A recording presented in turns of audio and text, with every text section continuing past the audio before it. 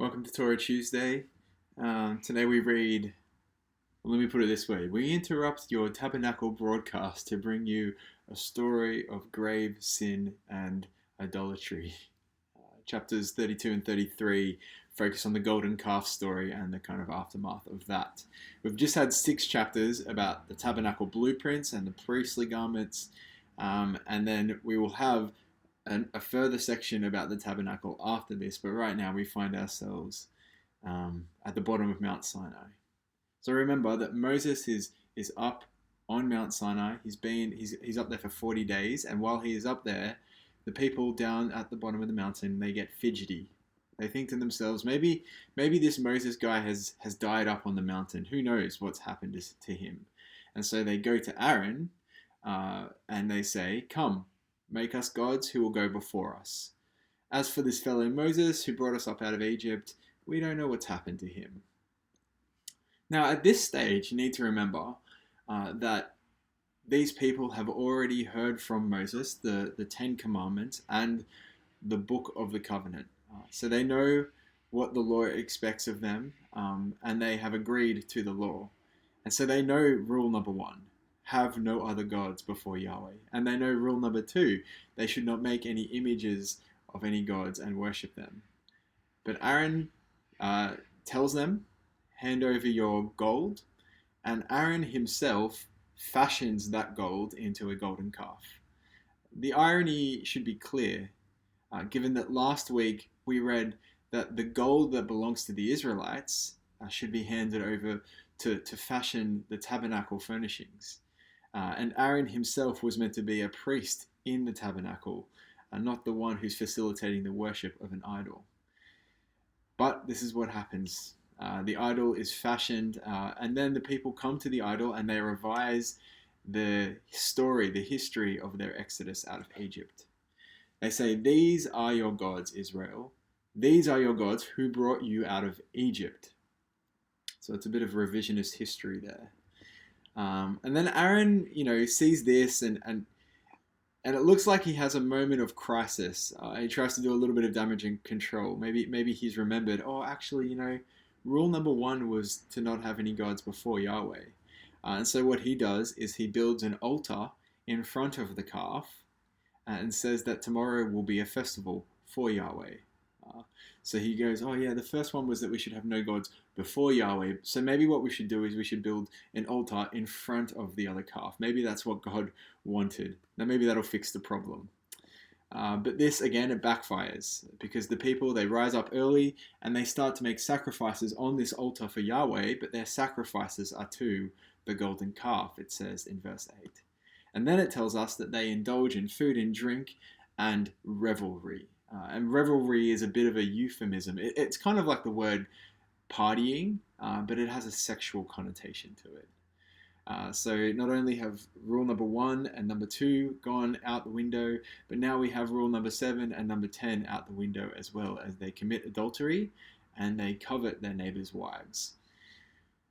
And then the scene cuts and we're taken back up to the mountain where God is speaking with Moses. And God tells Moses about what is happening at the foot of the mountain. And he says in verse 9, "I have seen these people, and they are a stiff-necked people. Now, leave me alone so that my anger may burn against them, and that I may destroy them. And then I will make you, Moses, into a great nation." You'll become the one that I fulfill my promise through. Let's talk about this concept of being stiff-necked. It kind of connects to Pharaoh back in the first half of the book.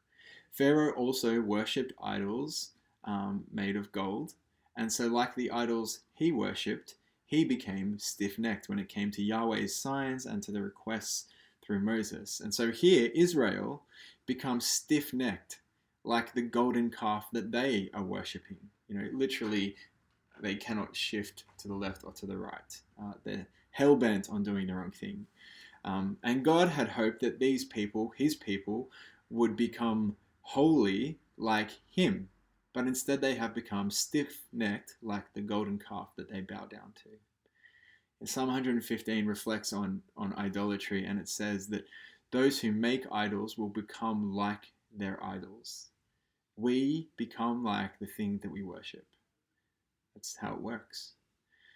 So Moses responds to God's suggestion that he will wipe the slate clean and start over again with Moses by going into bat for Israel. Not because of their obedience, so clearly that would be a failed case, but he goes into bat for Israel because of God's name. He reminds God that he has given his name to these people and that these people are to bear it. They represent Yahweh to the world. That's what the whole of Exodus has been about so far. God is showing the world who he is through the redemption of this nation. And now this nation, remember the commandments tell us that they should bear the name of Yahweh and they shouldn't do it in vain. And so Moses invites God to relent. It literally translates to, they invite God to repent from his anger. And God does repent from his anger, meaning God turns away from his anger.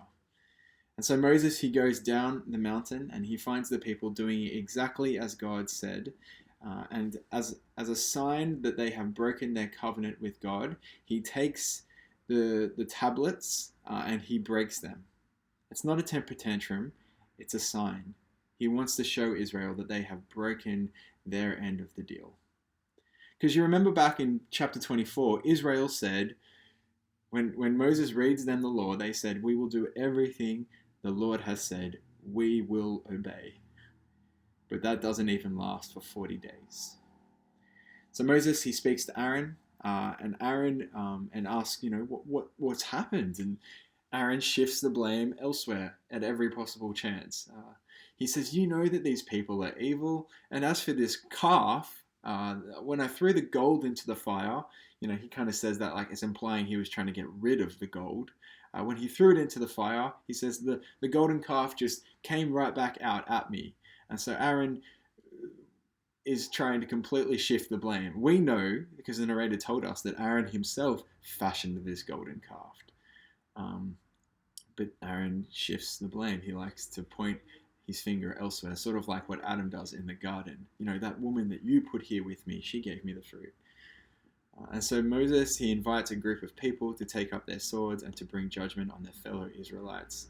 And then Moses, he heads back up the mountain to intercede for them again. There's plenty more that could be said. We're not going to get to cover everything in chapters 32 and 33. We'll revisit some of it next week, but let's just draw out some implications of this. Firstly, the word that Moses uses to describe this sin in verse 21 is he calls it a great sin.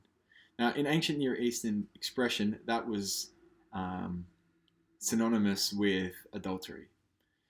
So the idea here is that Israel has just entered a covenant relationship with God, and before the ink has even dried on the marriage contract, they have committed adultery on their honeymoon. This is how fickle the human partners are in this human and divine agreement. It's sobering. They commit adultery on the honeymoon. And yet, this story is nestled between two long sections about the tabernacle. The tabernacle, which is where human sin can be atoned for so that God can dwell with his people.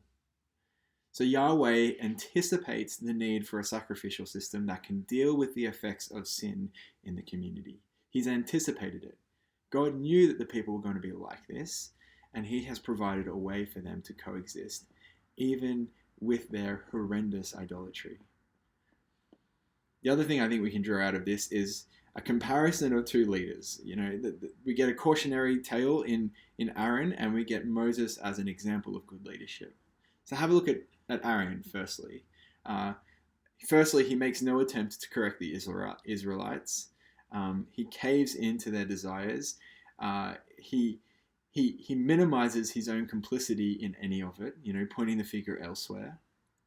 On the other hand, you get Moses, who refuses Yahweh's offer of special status. He intercedes for God's mercy for the nation. He shows concern for God's reputation. He shares God's anger over the incident. He brings consequences on those who committed the idolatry, and he binds himself with the people. He says, if it needs to happen, you can blot out my name, Yahweh. That's what he says. It's pretty remarkable. And so there you go. That's what we have this week. Next week, we'll look more closely at the story about Moses meeting God at the end of chapter 33, and then him coming down the mountain and his face shining before the people.